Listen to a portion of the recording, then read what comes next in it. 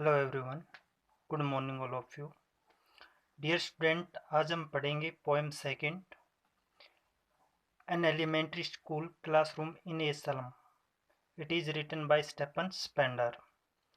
Dear student, देखिए इस poem में आप देख पा रहे हैं टाइटल से ही एन एलिमेंट्री स्कूल, एक प्राथमिक स्तर का स्कूल है। क्लासरूम इन ए सलम, एक गंदी बस्ती है, उसमें एलिमेंट्री स्कूल है और उस स्कूल के अंदर क्लासरूम, एक कक्ष है।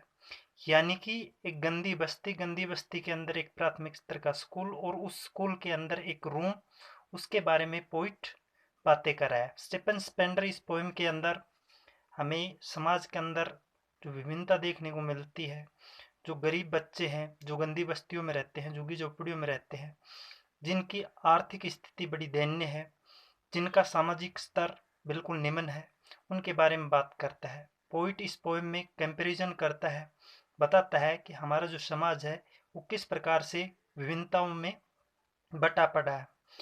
यानी कि जो गरीब बच्चे हैं, जो गंदी बस्तियों में रहते हैं, उनकी मानसिक, उनकी शारीरिक, उनकी आर्थिक हालत बड़ी दयनीय है।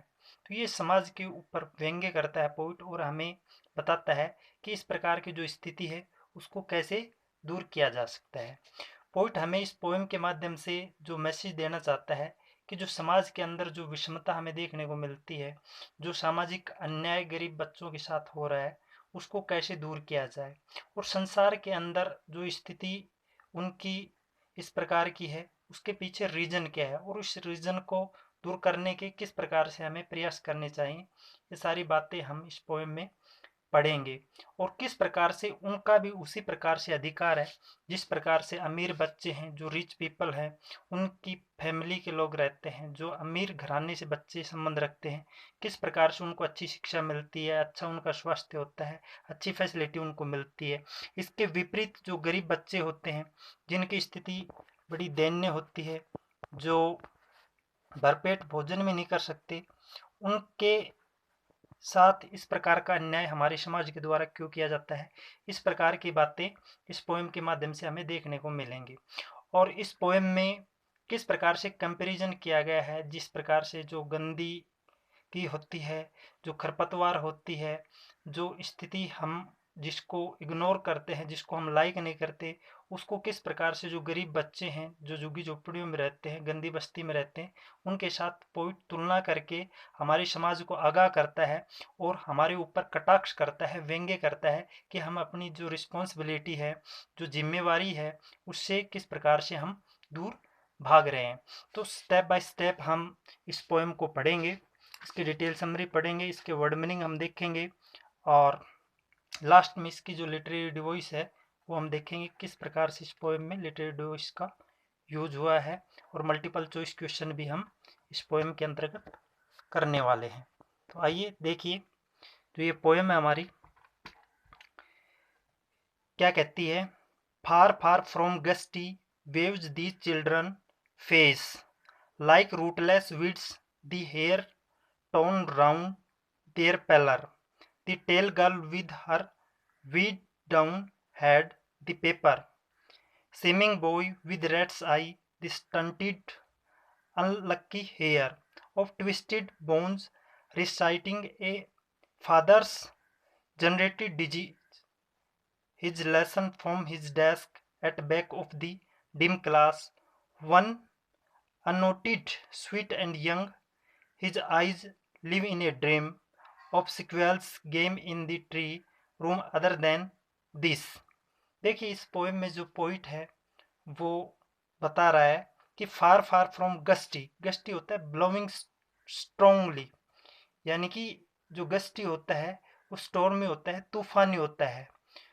वेव्स होती हैं लहरें, तूफानी लहरों से दूर इन बच्चों के जो चेहरे हैं, यानी कि संसार में बहुत सी अच्छी घटनाएं घटित हो रही हैं, बहुत सी अच्छी फैसिलिटी से लोग जीवन यापन कर रहे हैं, उन सभी सुख सुविधाओं से दूर एक वर्णन कर रहा है, एक सीन क्रिएट कर रहा है पोइट, हमें बता रहा है कि तूफानी लहरों से दूर इन बच्चों के चेहरे रंगहीन हैं, कोई आभा नहीं है, कोई चमक नहीं है।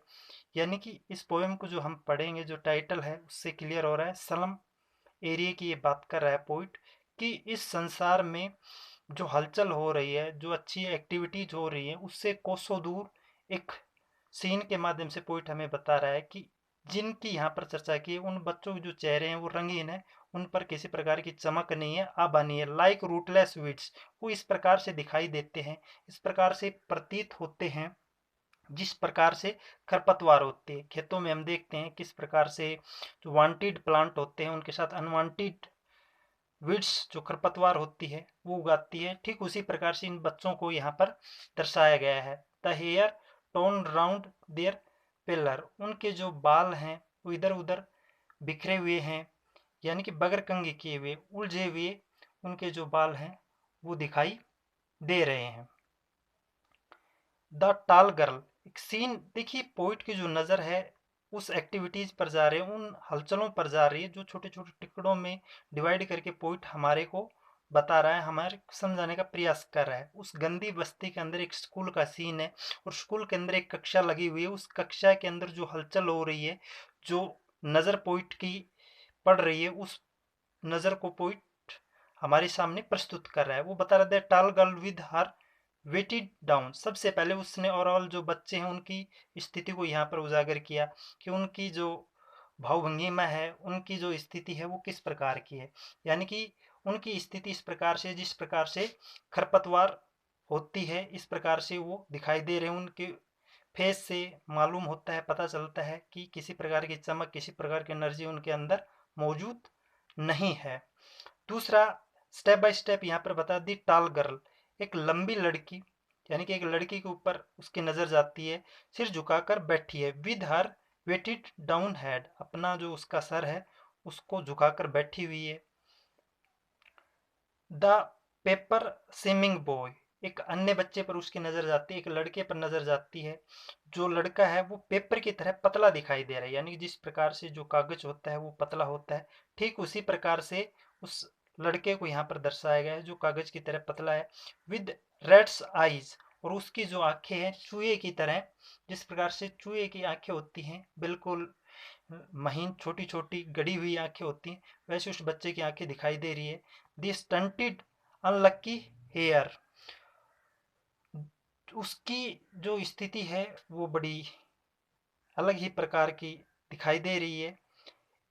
The stunted unlucky heir of twisted bones reciting a father's gentility disease, अब एक अन्य स्थिति को यहाँ पर बता रहा है कि जो बच्चा जिसकी आंखें गड़ी हुई हैं, जो कागज की तरह पतला दिखाई दे रहा है, उसकी जो स्थिति है वो इस प्रकार से माना गया है, इस प्रकार से प्रतीत होता है जैसे उसको अपने पूर्वजों से, अपने पिता से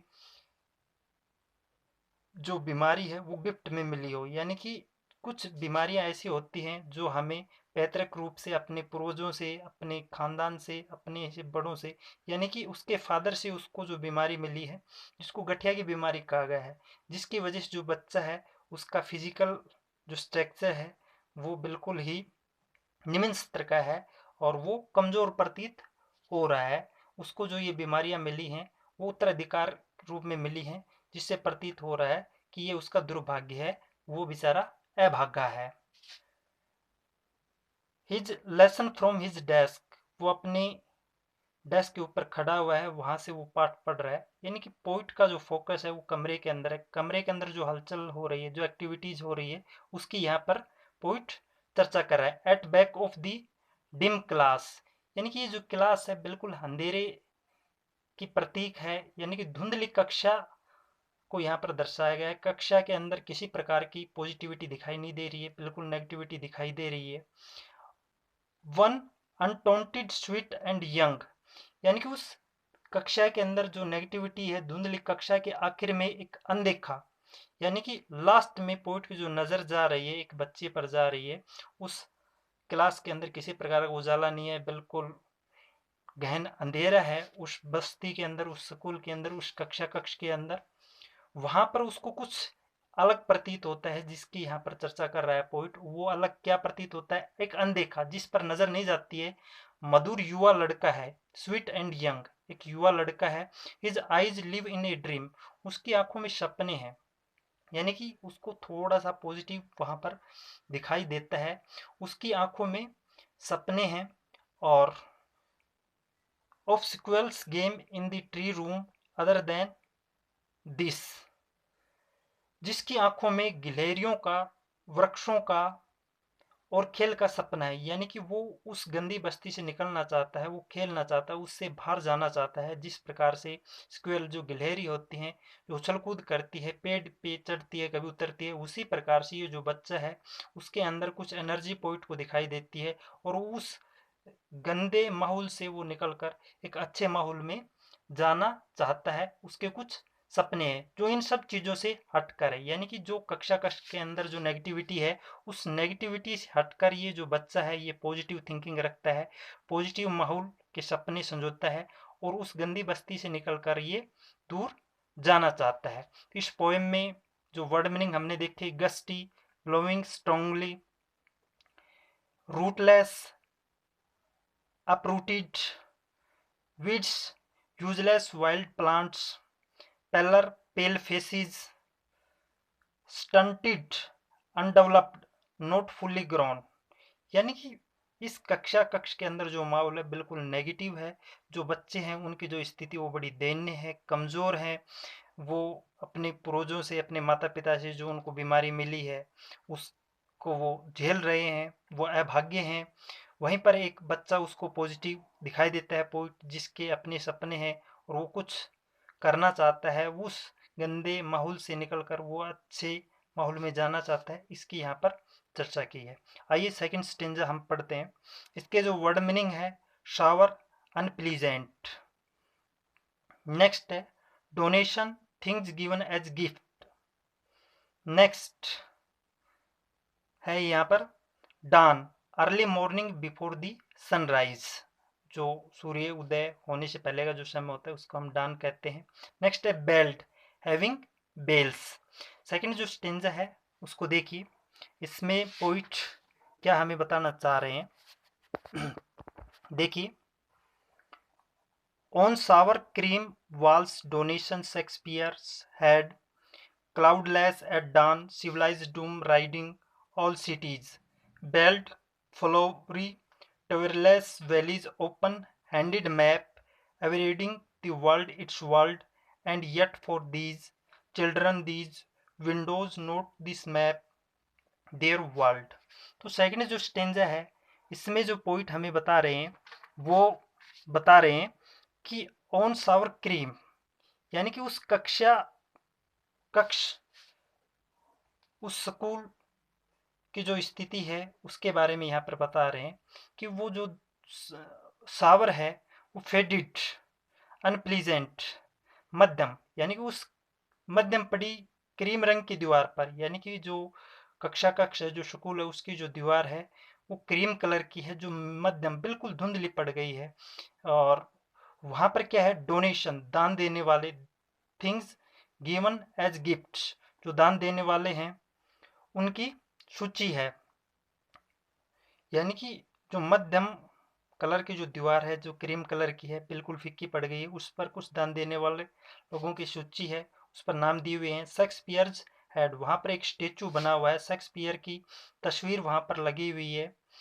और क्लाउडिस एट जान सिविलाइज डोम राइडिंग ऑल सिटीज, वहाँ पर एक सभ्य गुंबद जिसने सभी शहरों की यात्रा की है।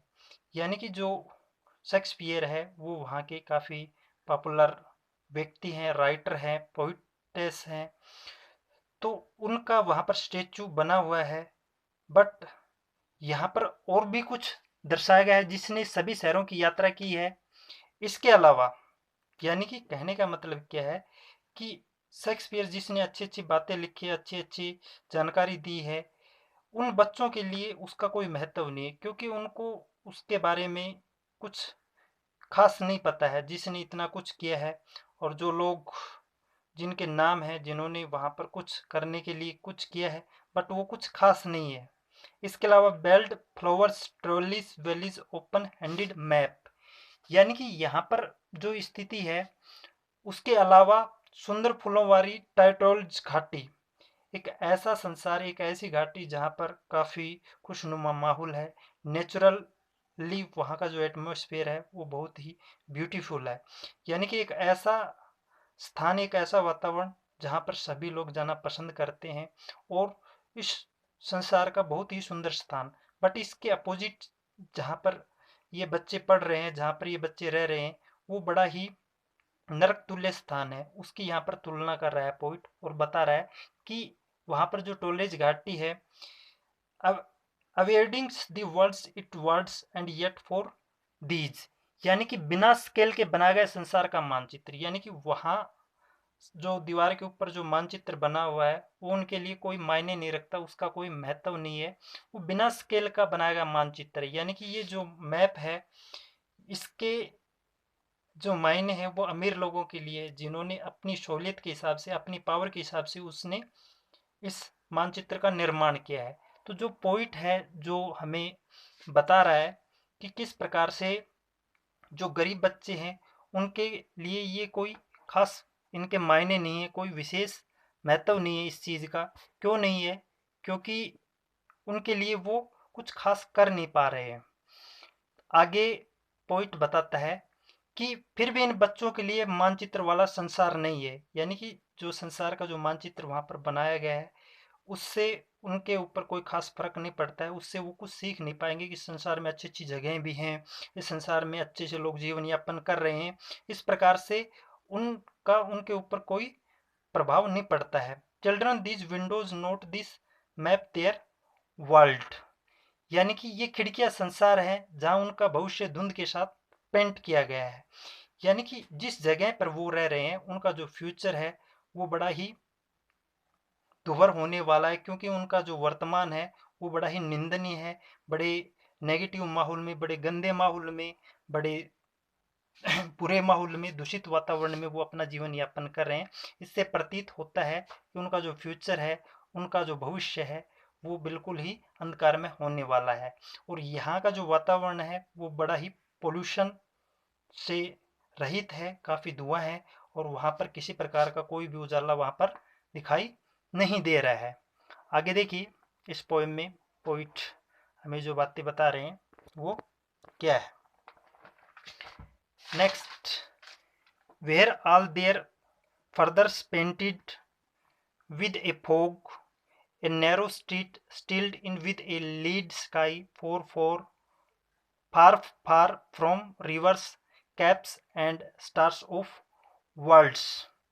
यहाँ पर जो पोइट बता रहे हैं उनका जो भविष्य है वो धुंध के साथ पेंट किया गया है। इट मीन्स वो जिस एटमॉस्फेयर में रह रहे हैं वो बड़ा ही नेगेटिव एटमॉस्फेयर है। इसके विपरीत एक पतली गली जो लेड से भरे आकाश में, where their future painted with a fog, a narrow street, एक पतली गली, sealed in with a lead sky, lead sky मतलब पोल्यूशन भरा वातावरण। वहाँ का जो एटमॉस्फेयर है वो बड़ा ही नेगेटिव है। वहाँ का जो वातावरण है उसमें रहना बड़ा ही कठिन है और धुंध है, वहाँ पर कोहरा है, वहाँ पर पोल्यूशन है, धुआं है, क्योंकि इंडस्ट्री एरिया वहाँ पर है। वहाँ पर ये लोग अपना जीवन यापन कर रहे हैं। एक पतली गली जो लेड से भरे आकाश से ढकी हुई है और फार फार फ्रॉम रिवर्स, यानी कि कोसों दूर है, बहुत दूर है। रिवर्स नदियाँ, कैप्स चोटियाँ और स्टार्स ऑफ वर्ड्स तारों से भरा ये संसार। यानी कहने का तात्पर्य है कि संसार में बहुत सी सुंदर सुंदर चीज़ें हैं, जैसे रिवर्स हैं, पहाड़ों की चोटियाँ हैं, अन्य चोटियाँ हो सकती हैं इमारतों की या अच्छी जगहों की। स्टार्स ऑफ वर्ड्स, इस संसार में खुले आसमान के अंदर तारे टिमटिमाते हुए बड़े ही सुंदर दिखाई देते हैं।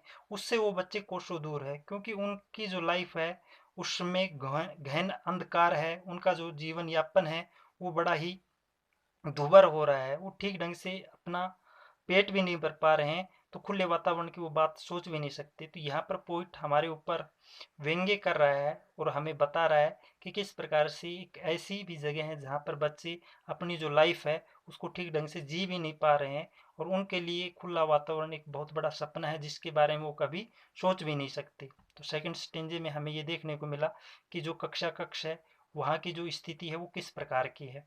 पहले स्टेंजे में हमने पढ़ा जो बच्चे हैं वो किस प्रकार की उनकी मनोदशा है, शारीरिक स्थिति है।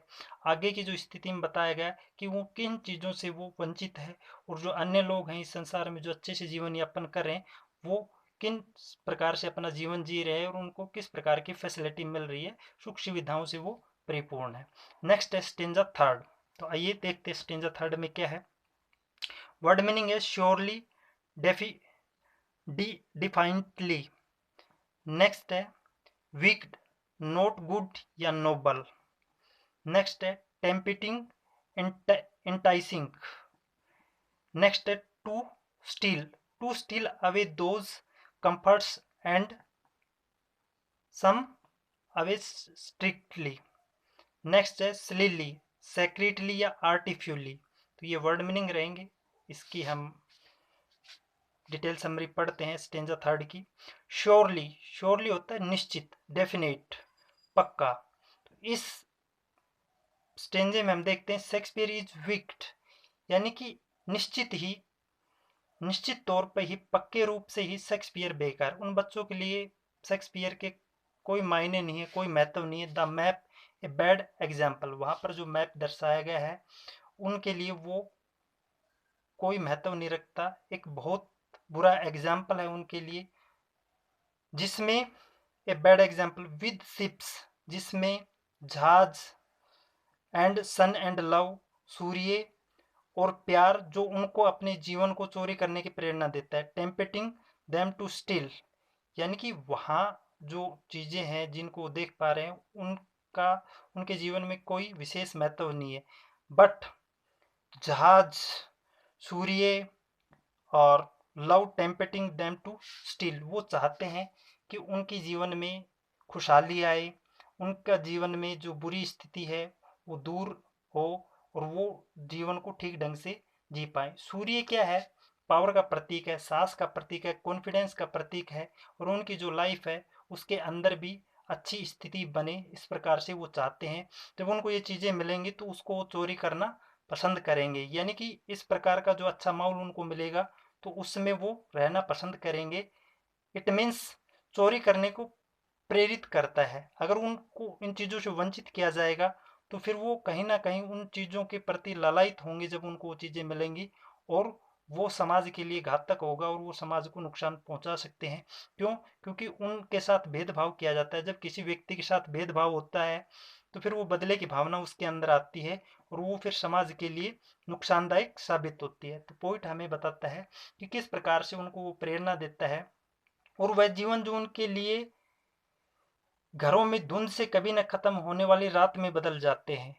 For lives that slyly, secretly, artfully, उनकी जो लाइफ है, उनके जो घर हैं, turn in their cramped holes, holes है जिस जगह पर वो रह रहे हैं, जिस घर में वो रह रहे हैं, वहाँ का जो माहौल है वो बड़ा ही दूषित है। वहाँ का जो वातावरण है वो धुंध से भरा पड़ा है, काफ़ी धुआं है, और वहाँ से वो निकलना चाहते हैं। और ऐसा प्रतीत होता है कि उनकी जो स्थिति है वो कभी भी नहीं बदलेगी। From fog to endless night, खत्म नहीं होने वाली रात में बदल जाते हैं, और ये डे बाय डे चलता रहता है। और ऐसा प्रतीत होता है कि उनकी जो स्थिति है वो कभी भी सुधरेगी नहीं। On their slag heap the children wear skins pipped through by bones and septicles of steel, with mended glass like bottle bits on stone, bottle bits on stone, यानी कि जिस प्रकार से बोतल को हम पत्थर पे मारते हैं और उसके कांच बिखर जाते हैं इधर उधर, ठीक उसी प्रकार से विद मेंडेड ग्लास, यानी कि एक स्थिति का यहाँ पर पोइट वर्णन कर रहा है कि इन बच्चों के शरीर पर पतली त्वचा है जिसमें से हड्डियां बाहर जागती, यानी कि वो कुपोषणता के शिकार है। उनकी जो आर्थिक स्थिति है, उनकी जो शारीरिक स्थिति है वो बड़ी दयनीय है। वो मानसिक रूप से, वो शारीरिक रूप से बड़े ही कमजोर प्रतीत होते हैं, कमजोर दिखाई दे रहे हैं। उनका जो शरीर है उससे हड्डियां बाहर झाँकती हुई प्रतीत हो रही हैं। और स्टील विद मेंटेड ग्लास, स्टील लोहे, यानी कि उनके जो चश्मे हैं, कमजोरी कुपोषणता की वजह से उनकी आंखों पर चश्मे लगे हुए हैं, और वो जो चश्मे पहने हुए हैं उनके जो फ्रेम हैं वो पुराने लोहे के हैं, और जो गिलास हैं वो इस प्रकार से जैसे छोटे छोटे टुकड़ों को सेलेक्ट करके, चूज करके, चुनकर जोड़ा गया है। यानी कि उनके जो चश्मे काफ़ी बड़े बड़े हैं, काफ़ी भद्दे लग रहे हैं, उन चश्मों की जो फ्रेम है वो बहुत ही ओल्ड टाइप की लग रही है, यानी कि बिल्कुल गरीबी के वो प्रतीक हैं, बड़ी दयनीय स्थिति को वो उजागर कर रहे हैं। All of their time and space are foggy slum, यानी कि उनका समय और स्थान गंदी बस्तियां हैं। वो जिस स्थान पर रह रहे हैं, जिस समय में वो अपना जीवन यापन कर रहे हैं, वो बड़ा ही नेगेटिव समय है और बहुत ही गंदा वहाँ का वातावरण है, नरक तुल्य वो जीवन वहाँ पर वो जी रहे हैं, गंदी बस्तियां हैं। So bloat their maps with slum as big as doom, इसलिए उनके मानचित्रों में भी गंदी बस्तियां एक विनाश के रूप में दर्शाई जानी चाहिए, बट ऐसा है नहीं।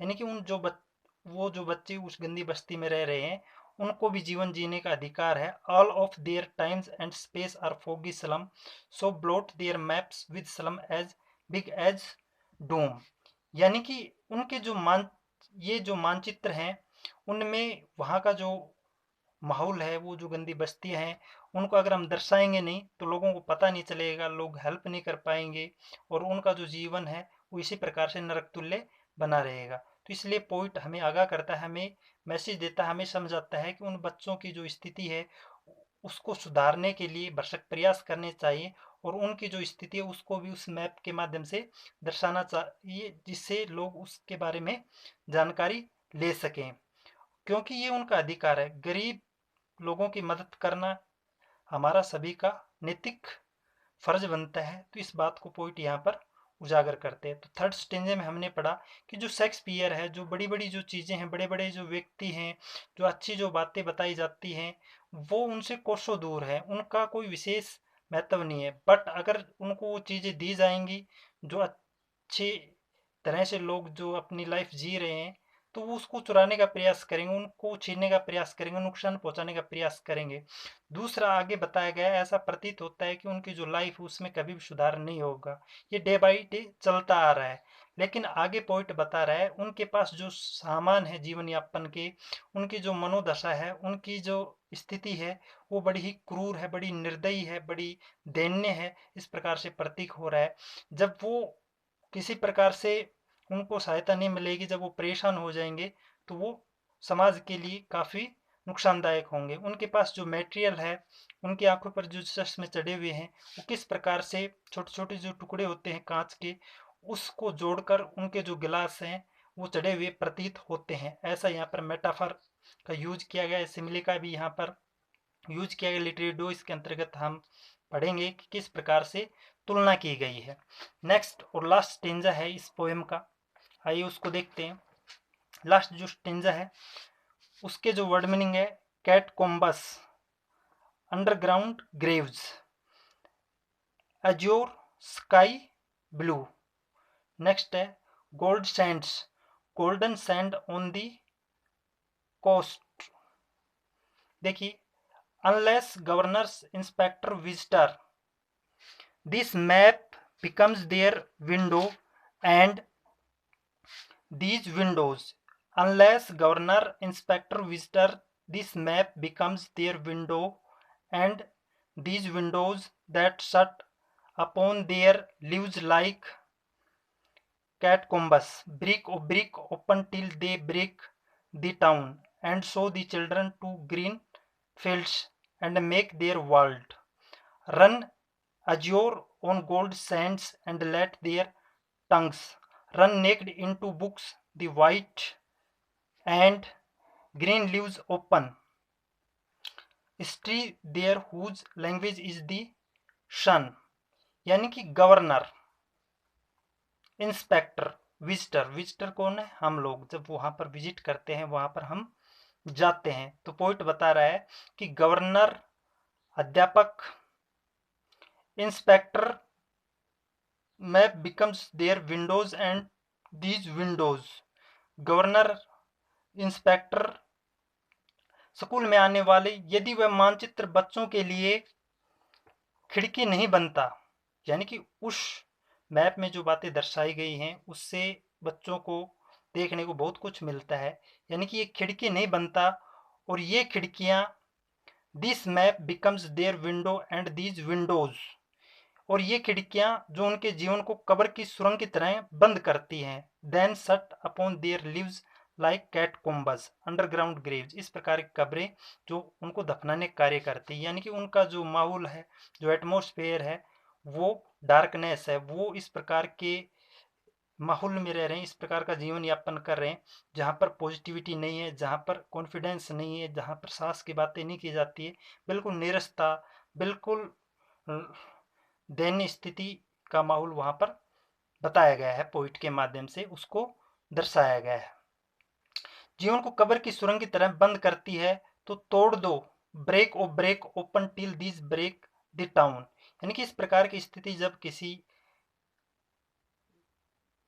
गरीब लोगों के साथ, मानव ह्यूमन बींग के साथ होती है, तो इस प्रकार का जो माहौल उसको दूर हमें करना चाहिए। हमें आगाह कर रहा है, पोइट बता रहा है कि इस प्रकार से हम पढ़े लिखे लोग हैं, हम सभ्य लोग हैं, हमारा नैतिक फर्ज बनता है कि जो लोग गरीब हैं, जो लोग जिनकी स्थिति बड़ी दयनीय है, अगर वो हमारे सामने इस प्रकार से जीवन जी रहे हैं तो हमारा जीना ही बेकार है। इस प्रकार की बातें पोइट यहाँ पर कर रहे हैं।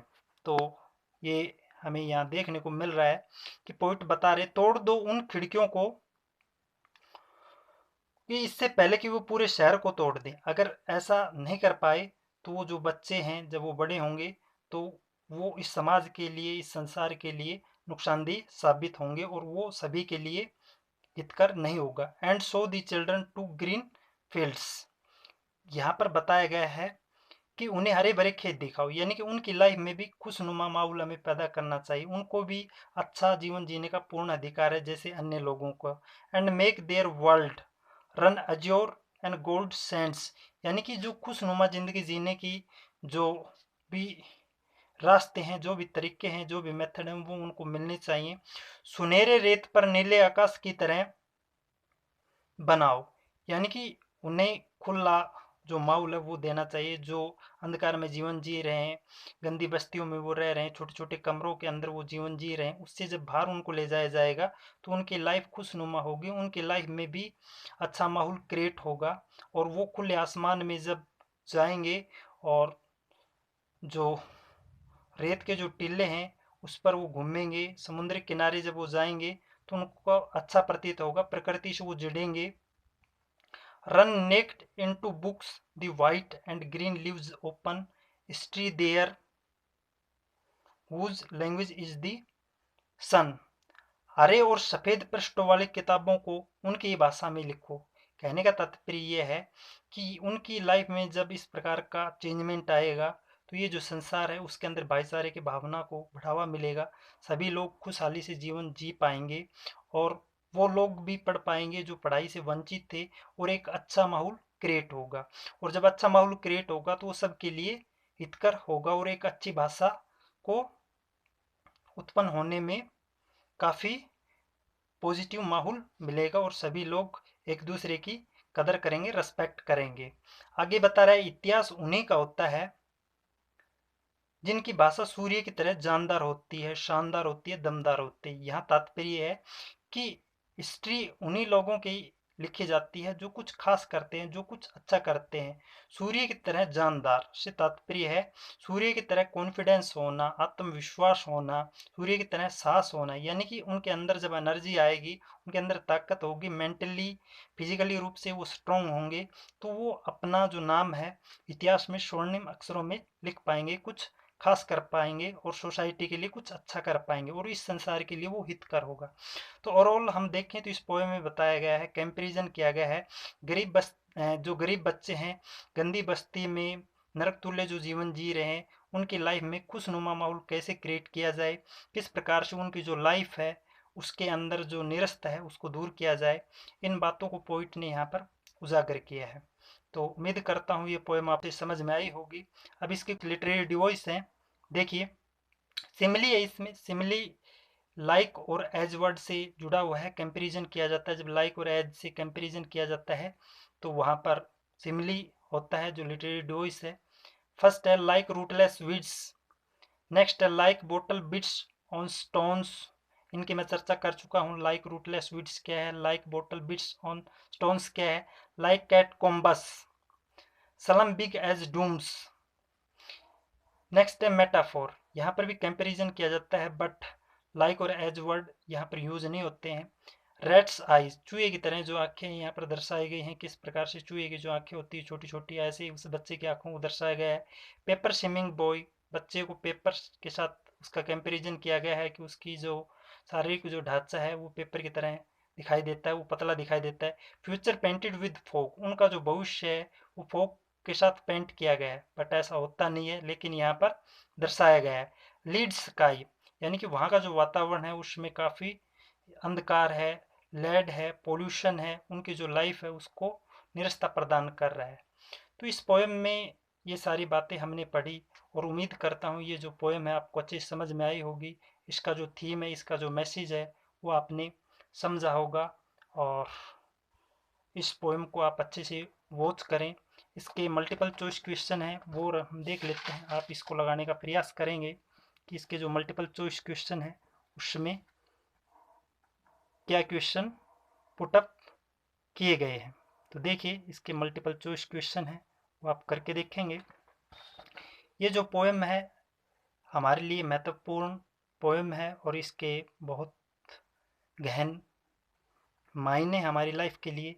इस पोएम के माध्यम से जो पोइट एक सभ्य समाज की कल्पना करता है उसको कैसे सार्थक किया जाए, इस प्रकार की बातें इस पोएम में की गई हैं। तो ये पोएम हमारी कंप्लीट होती है। किसी प्रकार का कोई डाउट, कोई संशय आपको लगे तो कमेंट बॉक्स में कमेंट ज़रूर करें। इस पोएम के बारे में आप लिखें, अपने व्यू दें, और डेली काम डेली करें। समय रहते अपना कार्य अगर आप पूरा करेंगे तो आपको किसी प्रकार की कोई प्रॉब्लम नहीं होगी, ऐसी मैं उम्मीद करता हूँ। इसी वक्तव्य के साथ मैं अपनी वाणी को विराम देता हूँ। Thank you. Have a good day.